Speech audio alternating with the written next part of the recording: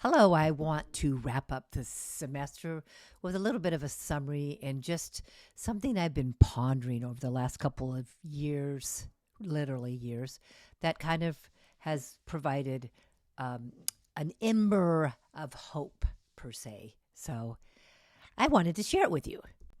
So this is from an article by Dr. Crinzy and another professor at Sac State, Dr. Wong, and it's a little old, but it has a really good thing in it. This paragraph right here, this quote right here, and that's what I want to talk about today. So I'm going to read it. A system of oppression has been built upon observable differences between people, for example, race, gender, language, etc. The meaning behind these differences have been socially constructed and so can be reconstructed to represent different categories with different values associated with them. Wow, that was big, right? So let's just kind of parse it out a little bit here because I think it's important and it just kind of sums up what we've been talking about in this class. A system of oppression has been built upon observable differences between people. For example, race, gender, ability, fill in the blanks. There's so many, right? So the meaning behind these differences have been socially constructed. We've talked about that a lot in this class, how we're socialized to think and feel and perceive things certain ways. So those socially constructed things represent different categories with different values associated with them. So we've decided, like, boys don't cry. We've decided that dominant culture, white beauty is the best. We've decided all of that. We've put these values on them. They're arbitrary. Like, it could have been the other way around. So, wowsy. I think it's a really interesting and revolutionary idea, this whole social construction stuff. And Dr. Crinzy and Dr. Wan added this in this article that I took this from. Gender is socially constructed. It's created and shaped by cultural values, perceptions, and practices. So, gender bias towards females is a system of oppression that has been built upon observable differences between people. Right? We've decided, we've ascribed femininity, masculinity, ideal beauty and weight, ability, ableism, versus disabilities. We've just decided what is the best. And in this class, we have looked a lot at gender biases, right, regarding females specifically, but we've also looked at other what are considered marginalized people in our conversations throughout this class. So those marginalized people are defined as people who are outside of the dominant culture.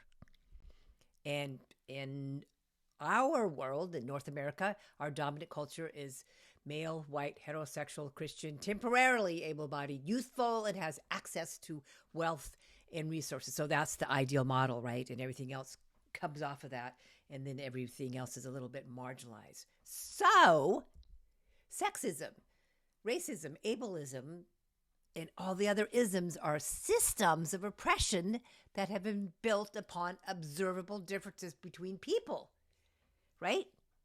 So we've decided who's good and who's bad and who's ugly and who's pretty and who's capable and who's not capable. And so those are observable differences, meaning they're subjective. So they can be reconstructed to represent different categories with different values associated with them. I know it's like a tangled sort of thing, and I keep maybe complicating it more, but I just had to do it that way. So basically, all this means is things can change. We can change things. We can do things like address gender bias. I mean, we're doing it, but we could be a little more assertive about it, right? Because we're just brought up to think certain things based on stuff we've talked about. Media, our parents, peer influence, school, the hidden curriculum, the politicians at rule, all of it has to do with perceived differences. So we can do this too, like say no to hate, right? Think outside of the dominant culture box. Really important things. But what I wanted to talk about briefly here is This part of the quote: a system of impression, excuse me, a system of oppression has been built upon observable differences between people. And I think what we've seen is that it's really kind of come into focus for us over the last couple of years. I mean, this has all been around forever. All the isms have been around forever, but wow, were they ever just shoved into our face lately, right? Because we've had time to look at things. We've had things in our face, literally by lockdowns and isolation and all these catastrophic things that have happened over these last several years, based on all sorts of stuff. Right? We've been there. We've been there to see it. We've been there. George Floyd, helped start that whole thing out. I can't breathe, and really refuel the Black Lives Matter stuff. We've looked at the devastation of COVID, based on where you stand in the dominant culture ideal, really. So, thanks to all of this discriminatory policy, people of color have really, really been impacted because of COVID, and not just because of COVID, but because of everything that had came before COVID in terms of underlying health conditions, poor housing, tighter environments with more people, with more cooties, all the different variables that were already there were really exacerbated, right? Really flared up when COVID was going, like, wait a minute, wow, there is some inequity going on in the United States of America, all over, but kind of focusing on here. So learned a lot of stuff during this COVID thing, and that was already there, that was already known, but was more in our faces. So we could kind of decide that, yeah, there is something we can do. There are some problems, and we need to face that. And I think COVID really kind of helped some of us see that a lot more, came into view more, right? Let me go back to that. I can't go back, but just like in terms of the devastation for different marginalized groups, right? Latinx, 3 times the rate of white people in terms of deaths due to COVID. And then again, can't emphasize enough the idea that it just isn't all happened because of COVID. These are racist and sexist and ists and isms that were already built into our system and just really imploded or exploded during COVID for lots of reasons. So more deaths in the American Indian community because of not access to health care, to more at risk groups based on poverty and racism, and so kind of more deaths, more illness. And in terms of our undocumented immigrants, what we did to them, there's no access to health care, frontline workers all over the place with none of the safety precautions. In terms of disability, access to services made it that just were like literally cut off during COVID, right? Really made it hard for disabled folks to access the things they needed in terms of just kind of being in this world besides health, just accessibility to the world, right? And just going on, of course, LGBTQ plus communities, big crises there because, again, some of the community centers, some of the access to healthcare, all of that just closed down, and the impact for all these different communities really were obviously awful during this time, and more of us saw that. I mean, it's easy for me as a white privileged individual that I could get the vaccines when I wanted. I had a computer. I could just queue up in lines. I could do all the strategical things that I had the capabilities of doing based on my privilege, based on a place to live with lots of rooms, good food, good, health insurance, all those things. And so this has really been a time of wow, if we don't see it now, I don't know when we're ever going to see it in terms of inequitable treatment in the U.S., right? And just, I mean, this list could go on and on, right? The hatred, the racism, the things that that happened during the epidemic, and it's supposedly kind of over, but the impact is just has it's so supercharged there, right?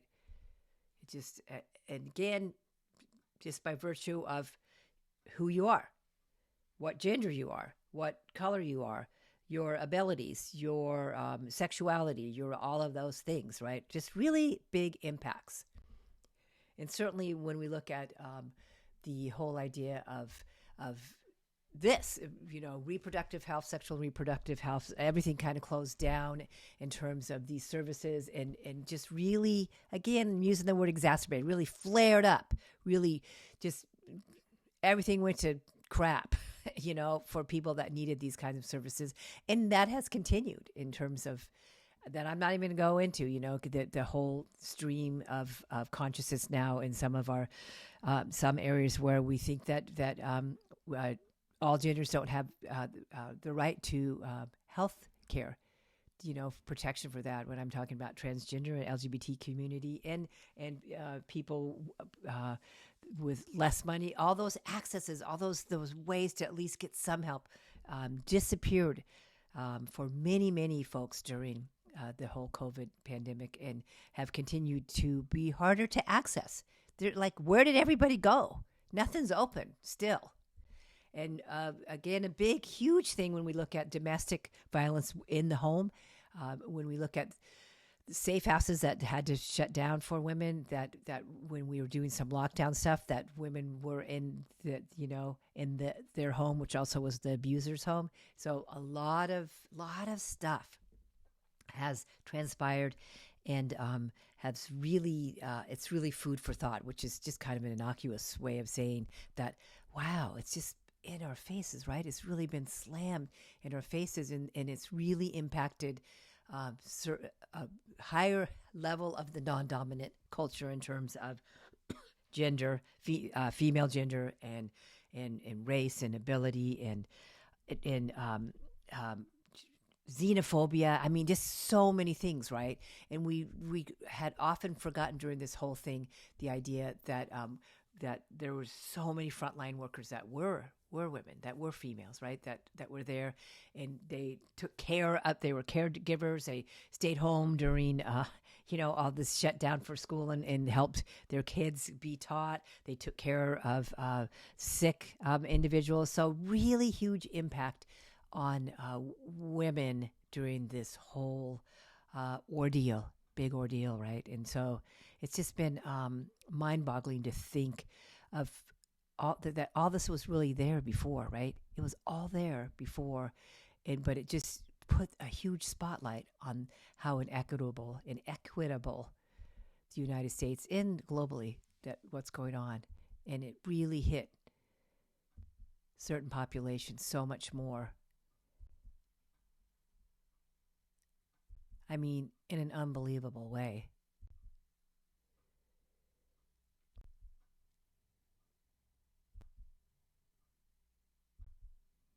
I mean, it's even hard to believe that it happened, and is still happening.